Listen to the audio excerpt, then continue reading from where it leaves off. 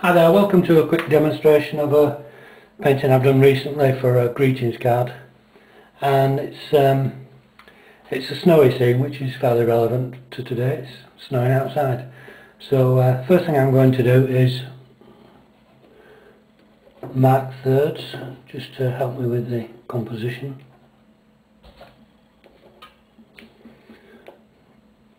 And I'm going to put an arrow on just to indicate the direction of the sunlight on this scene. I want a fairly nice sky, so I'm going to put my horizon mark about 2/3 of the way down. This is a scene of Carnabat, which is a few miles from me, and it's a scene that we saw while we were out walking. The hill comes up like this, and there's a distant set of trees.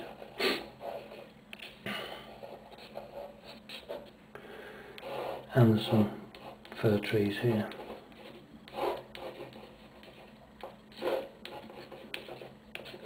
And that's really all the marks I want to put on here. There's some rocks here that lead down into this gully where there's a stream that comes down. And that's about all the marks I want to put on there for now. So now I'm going to take, I'll do the sky first, start with the most distant plane, and I'm going to take a medium round brush and I'm going to wet my paper.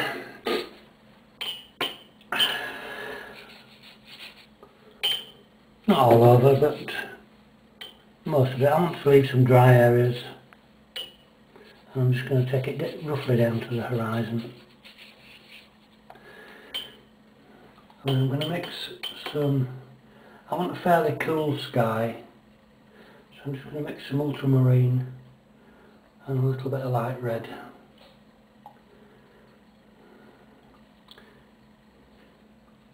And that's giving us a kind of warmish blue. And a reasonable strength as well. We don't want that too runny. So that's about right. And we're just going to apply it. We've got the drawing board tipped on a slight angle, and that just helps the paint to move down the paper as we work down. Now what I'm going to do is I'm going to dry my brush a little bit and make my wash weaker as I get to the horizon, and this gives you a nice recession, gives a feeling of distance to your paintings.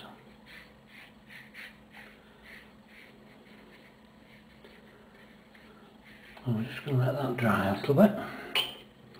Just going to add a little bit of that blue colour. It's a snow scene, so I'm going to add some of that blue colour to the foreground, but I want to leave plenty of white paper because that's what will give you the idea of the snow. Just going to make that slightly deeper. I just want to denote this stream in the kind of stream, and ends up being a track. Okay, that will do for now. Just going to turn the video off now while I dry that with the hairdryer just for speed. Now I don't want you to hear this horrible noise. Okay, that's nice and dry now. So we've painted the sky. I'm going to leave that fairly simple because I want the emphasis on this painting to be in the foreground, not on the sky. So the next thing we're going to do is take a smaller round brush. I think this is about number 10, and we're going to wet that. We're going to paint the distant hillside now.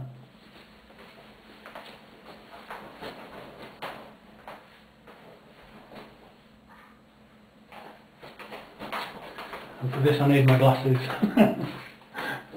Okay, in the same mix, which is basically this mix that we use for the sky, we're going to add a little bit of Payne's Grey.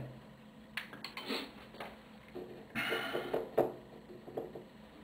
just want it to be slightly darker than the sky, not too much.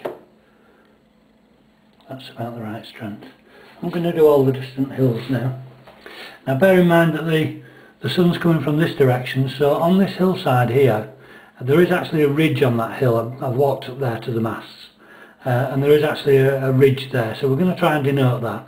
And the sun's coming from this direction, so it'll be slightly more shadowy on this side. I'm going to try and put the give the illusion that there's some snow on those hilltops in the distance as well. So on dry paper now, we're just going to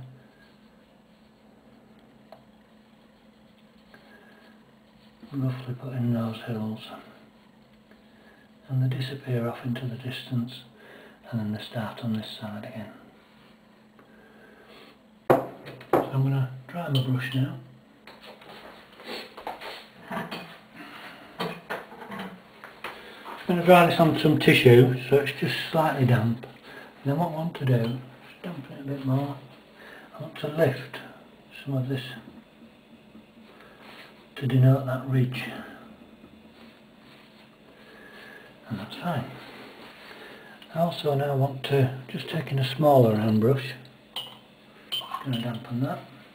Just want to put some distant trees in here, so I'm going to strengthen this mix just slightly, just a bit more. So we put a bit more Payne's Grey on my brush, and we're going to mix that in with that blue mix. And it's okay that this is still wet, because I want that kind of wispy effect of these trees. And I'm going to leave some of that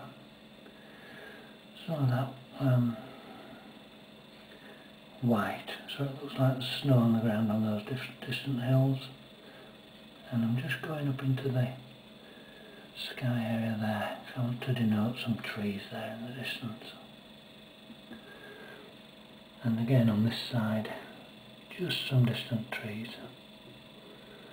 So they're slightly stronger than the background colour, but not overly so. This will actually dry, so it's just slightly darker than the sky. That now gives us that illusion, and we're now going to just put some shadow on in this, not too much.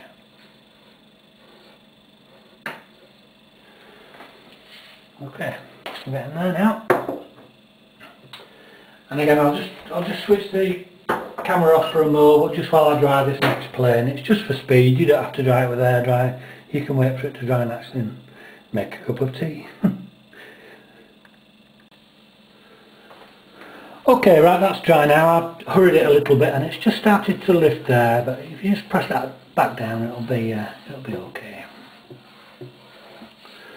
So that's the sky and the far distance just about done. What I want to turn my attention now is to these rocks, and there's a little trick for painting rock. It's nothing more complicated than this, which is, as you can see, it's been used before. The important thing is it's just a piece of watercolour paper. You can use cardboard or a piece of plastic, really anything. The thing to do is to make sure that you tear it randomly so that you get different shapes on those edges, and to keep changing the direction of it when you use it. For the rocks, we're going to mix some burnt umber with a little bit of blue in it. So we're going to mix burnt umber, a little bit of Payne's Grey, and then some ultramarine. And I want that to be quite strong, because these rocks are going to be the focal point of this painting.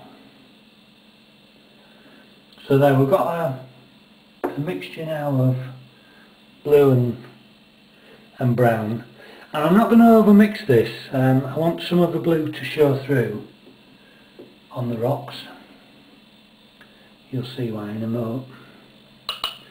So all you do, just make sure, I always try and make sure that I've got more than enough paint than I need for the job in hand, because there's nothing worse than having to mix more paint halfway through doing what you're doing. Just want a bit more blue. Okay, so I'm happy with that, and the strength is okay. I wanted it to be quite strong. And all you do is dip your paper into, and put it quite flat, and then hold it flat on your board, and literally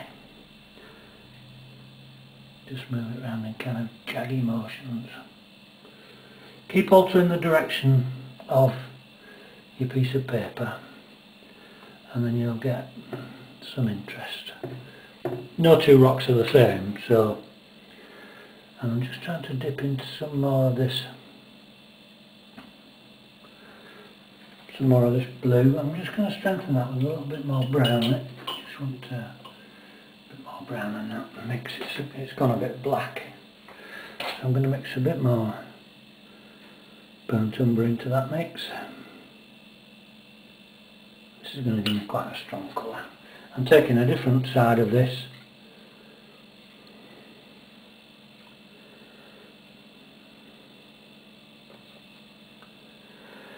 That's fine.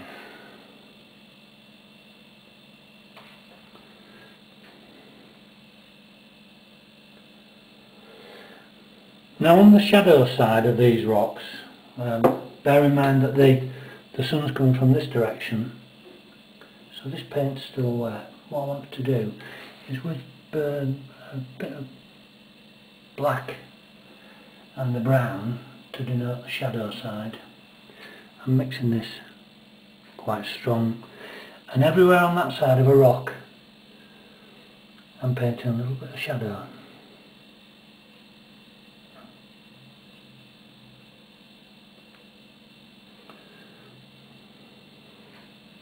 You've got to make sure that this mix is stronger than the one you've just put on.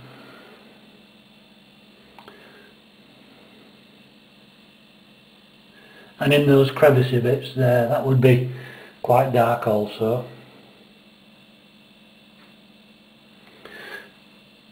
So on the bottom of the rocks there would also be shadow, so I'm just denoting some shadow in those areas. And it's important to be fairly random. If you end up with an area that looks as if it's a bit samey, like this area here and this area here, just alter the shape of it, and then it will look a bit more interesting.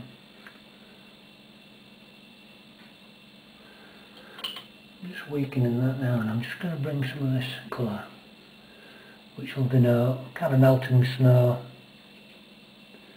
and a bit of shadow. Yeah, it's looking good now. And these areas here are areas of paper that I've just left that look as if they've got snow still sitting on them. And yeah, quite pleased with that now. So again, I'll just switch this off while I just dry this next plane. Back in a mo.